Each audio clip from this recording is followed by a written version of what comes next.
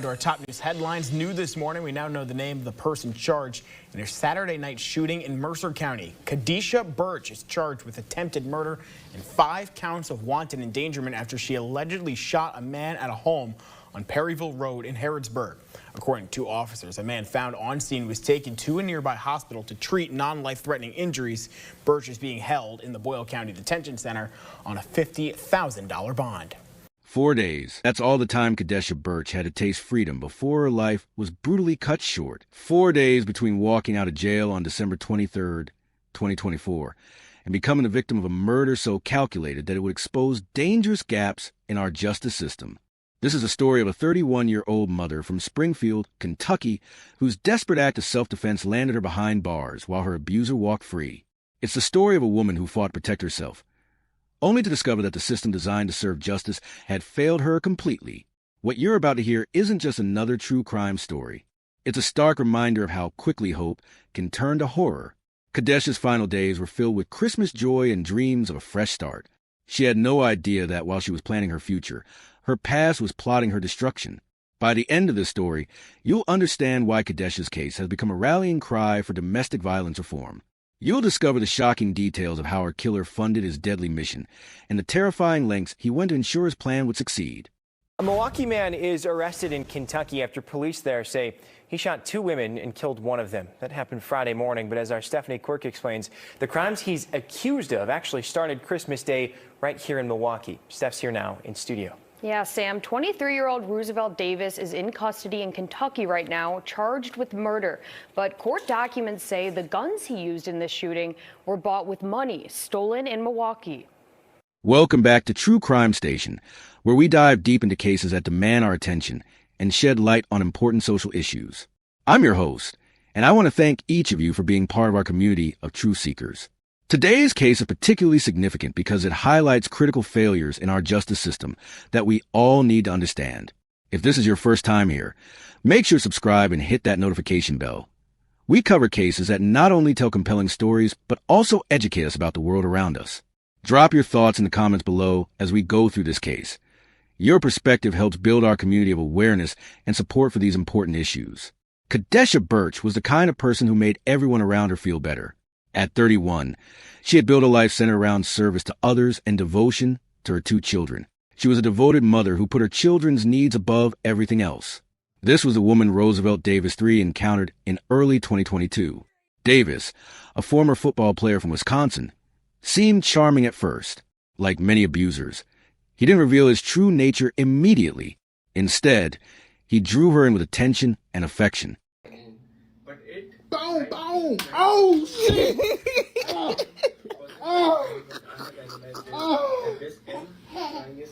Get it. The early stages of their relationship appeared normal. Davis seemed supportive of Kadesha's goals and interested in being part of her life. But as their relationship progressed, subtle changes began to emerge. Davis started showing possessiveness that Kadesha initially mistook for love and protection. He wanted to know where she was at all times, who she was talking to, and what she was doing when they weren't together. The controlling behavior escalated slowly. What started as concern about her safety became demands about her schedule. What began as jokes about her independence became serious attempts to undermine her confidence. Davis was methodically breaking down the strong, independent woman he had initially been attracted to. When Kadesha became pregnant with Davis's child in 2023, the relationship took a darker turn.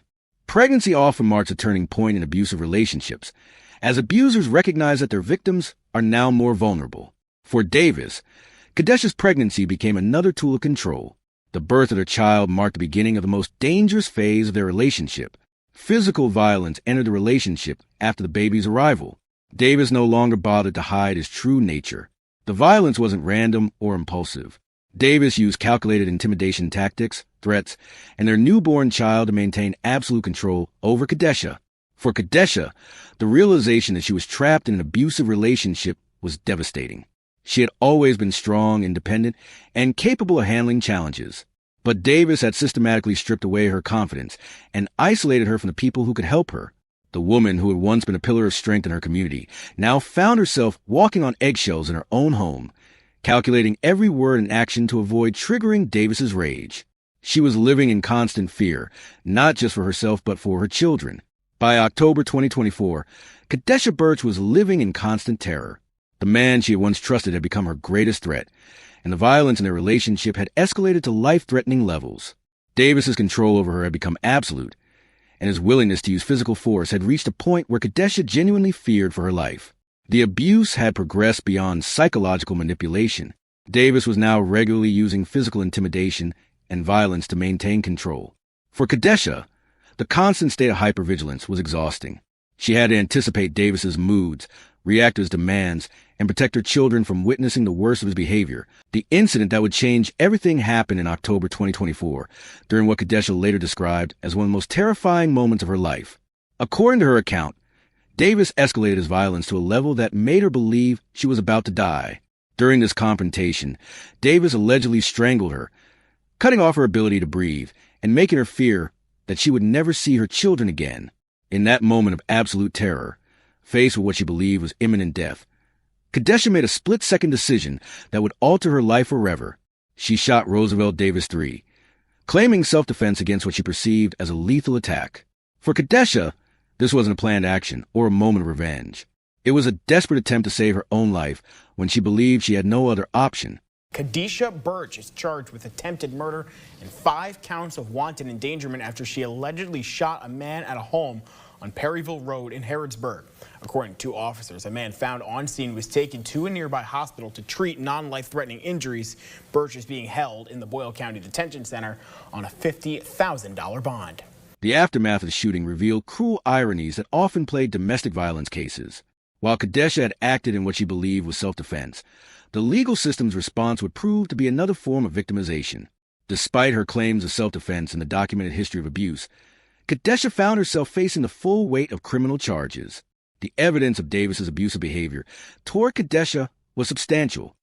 Davis, despite being shot and despite the allegations of abuse against him, remained free while Kadesha was arrested and charged with attempted murder. This reversal of roles, the victim becoming the defendant while the alleged abuser maintained his freedom, highlighted dangerous gaps in how the justice system handles domestic violence cases. The charges against Kadesha sent shockwaves through her community. People who knew her couldn't reconcile the woman they had known with someone who would commit attempted murder. But those closest to her understood that this was exactly the kind of impossible situation that domestic violence victims face when the system fails them. For Kadesha, being arrested and charged was devastating. The woman who had tried to save her own life was being punished for that act of self-preservation.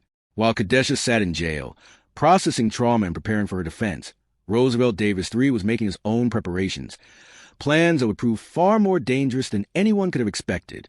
December 23rd, 2024, should have been one of the happiest days of Kadesha Burch's life in months.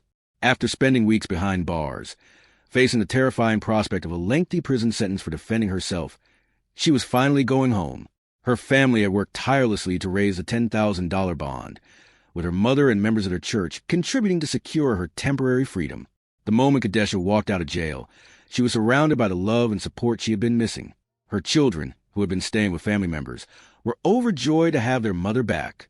For Kadesha, the feeling of freedom was overwhelming. After weeks of living in a cell, even the simple act of choosing what to wear felt like a luxury. But Kadesha's freedom came with conditions and ongoing stress. She still faced serious criminal charges, and her legal battle was far from over. Despite the legal challenges ahead, Kadesha began making plans for a fresh start. She had learned from her experience with Davis that staying in the same location where he could easily find her was dangerous. She started discussing relocation plans with her family, looking at options that would allow her to start over in a place where she and her children could feel safe. The Christmas season took on special meaning for Kadesha and her family. This was their first Christmas together in months, and they were determined to make it memorable. Kadesha threw herself into creating positive experiences for her children, who had been through so much upheaval. As Christmas Day approached, Kadesha felt something she hadn't experienced in a long time. Hope. She was with her children. She had community support, and she had concrete plans for starting over. What Kadesha didn't know was that her hope was being watched from a distance. While she was planning her future, Roosevelt Davis III was making very different kinds of plans. While Kadesha Burch was celebrating Christmas with her family and planning for a hopeful future, Roosevelt Davis III was planning one of the most chilling murder plots imaginable. Davis's actions during this period revealed the calculated nature of his violence. This wasn't a crime of passion or spontaneous anger. Every step he took was deliberate, planned, and designed to ensure that his ultimate goal, killing Kadesha, would be achieved. The first phase of Davis's plan was shocking. He decided to rob a bank to fund his murder plot. Bank robbery is a federal crime that carries severe penalties, but Davis was willing to risk everything to get the money he needed for his deadly mission. This decision demonstrates the depth of his obsession with Kadesha and his complete disregard for consequences. The bank robbery was successful from Davis's perspective. He managed to steal a significant amount of money without being immediately caught, giving him the financial resources he needed. For Davis, this wasn't just about getting money. It was about taking the first concrete step toward ending Kadesha's life. With the stolen bank funds in hand, Davis immediately began shopping for the tools he would need to commit murder. His first purchases were 2 firearms, chosen specifically for their lethal capacity. The fact that he bought multiple weapons suggests that he was planning not just to kill Kadesha, but to be prepared for any resistance he might encounter. Once he had acquired his weapons and gear, Davis began the journey from Wisconsin to Kentucky. This wasn't a short trip made in anger. It was a long drive that gave him plenty of time to reconsider his actions and choose a different path. Instead, he used the travel time to finalize his plan and prepare mentally for what he was about to do. The fact that Davis knew where to find Kadesha is particularly troubling. Despite her efforts to start fresh and her family's attempts to keep her safe, he had somehow tracked her location. As Davis approached Kentucky, he was carrying stolen money, illegal weapons, and a plan to commit murder. By December 27, 2024, all of Davis's preparations were complete. December 27, 2024, began like any other day for Kadesha Burch and her family. She was staying at a house on Claybrook Avenue, surrounded by the people who loved her and wanted to keep her safe. The Christmas celebrations were still fresh in everyone's minds, and there was a sense of normalcy that had been missing from their lives for months. But Roosevelt Davis III had different plans for that day. After driving from Wisconsin with his stolen money, purchased weapons, and camouflage clothing, he had arrived in Springfield, Kentucky with one goal: to end Kadesha's life. His preparations were complete, his resolve was firm, and his opportunity had finally arrived. Davis approached the house on Claybrook Avenue with the tactical mindset he had been cultivating throughout his planning process. He was dressed in his camouflage clothing, armed with multiple weapons, and operating under the cover of darkness. This wasn't a confrontation or an argument that got out of hand. This was a planned assassination carried out by someone who had spent considerable time and resources preparing for this moment. The break-in itself was swift and violent. Davis forced his way into the house, where Kadesha and her family believed they were safe. The sense of security that had been so important to Kadesha's healing process was shattered in an instant. The home that should have been a refuge became a crime scene. Once inside the house, Davis moved quickly to locate his primary target. He wasn't there to steal anything or to make demands. He was there to kill Kadesha Burch, and nothing was going to stop him from achieving that goal. When Davis found Kadesha, he shot her multiple times. The woman who had survived his abuse fought back in self-defense, endured months in jail, and was finally beginning to rebuild her life, was killed in her own temporary sanctuary. But Davis's violence didn't stop with Kadesha. Another woman in the house was also shot during the attack. Unlike Kadesha, the second victim survived her injuries, but she became a witness to the calculated brutality that Davis had brought into their home. Her survival would later prove crucial to the investigation and prosecution of Davis's crimes. The attack was over quickly, but its impact was devastating and permanent. In a matter of minutes, Davis had destroyed the life that Kadesha had been trying so hard to rebuild. After the shooting, Davis fled the scene, but his escape was short-lived. Law enforcement agencies were quickly mobilized, and Davis was arrested before he could get far from the crime scene. The charges against Davis were swift and severe: murder, attempted murder, and burglary. The evidence against him was overwhelming, from the weapons found in his possession to the witness testimony of the surviving victim. The murder of Kadesha Burch sent shockwaves through Springfield, Kentucky, and beyond, but the tragedy was about more than just one woman's death. Her case became a stark illustration of how domestic violence victims can be failed by the very systems designed to protect them, and how these failures can have deadly consequences.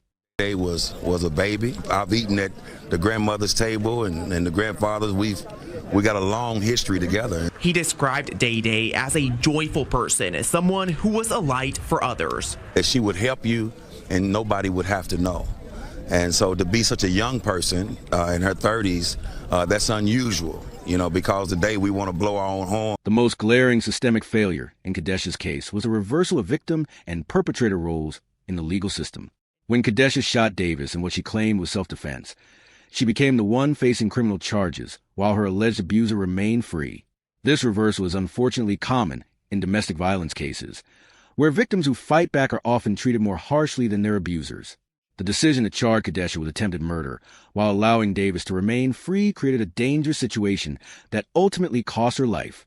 While she was in jail, unable to protect herself or plan for her safety, Davis was free to plan his revenge.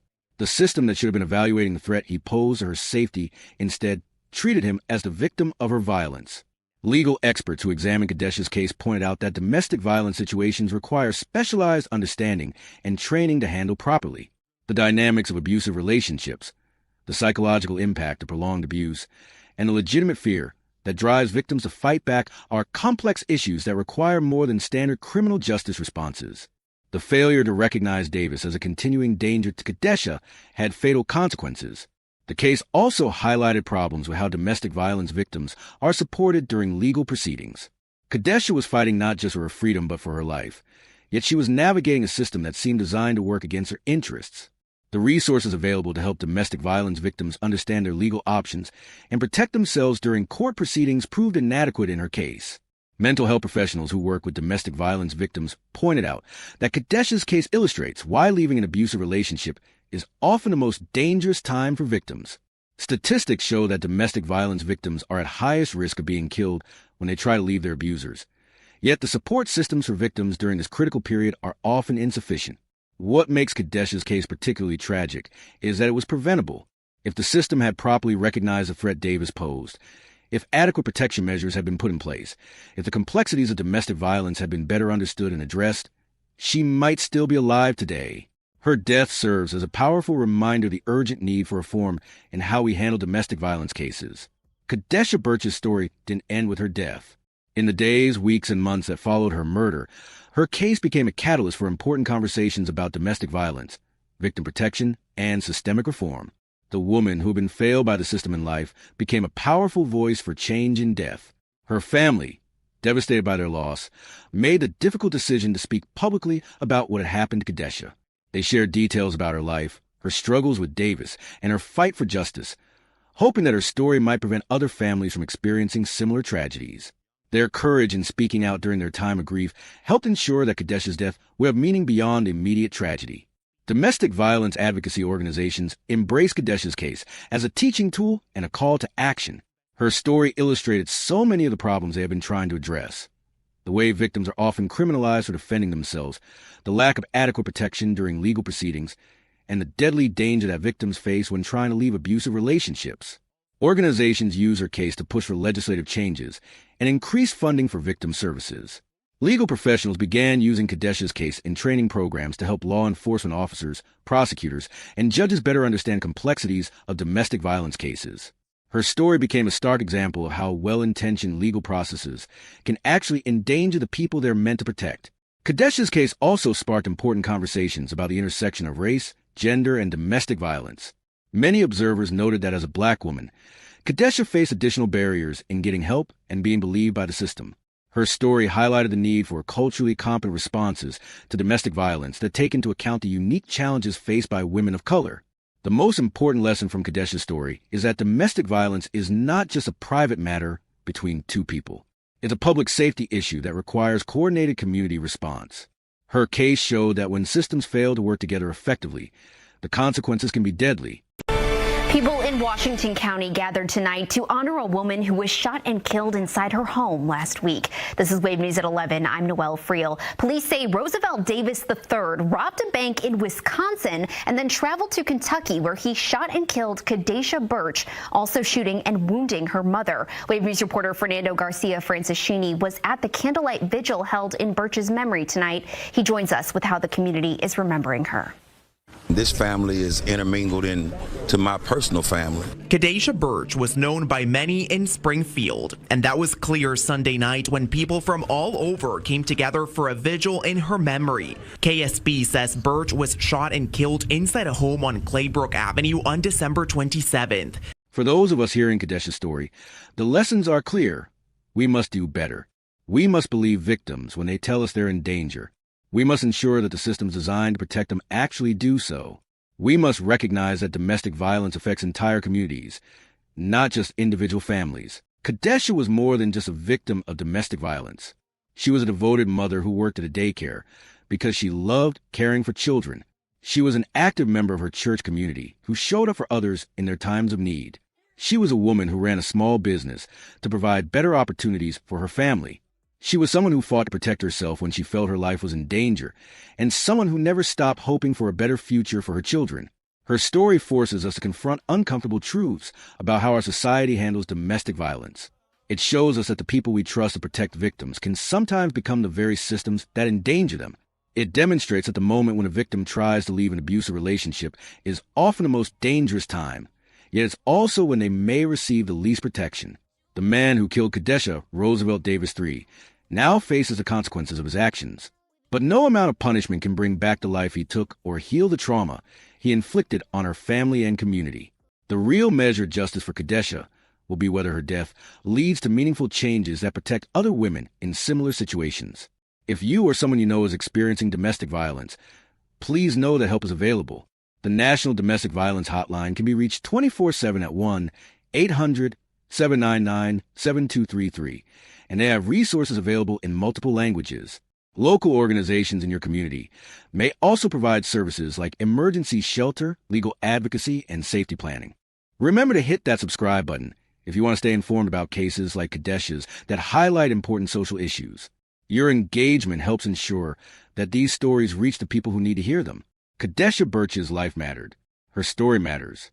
And the lessons we learn from her tragedy could save lives in the future. Let's make sure her death was not in vain by working together to create a world where domestic violence victims receive the protection and support they deserve. Thank you for watching True Crime Station. Until next time, stay safe, and remember that awareness can save lives.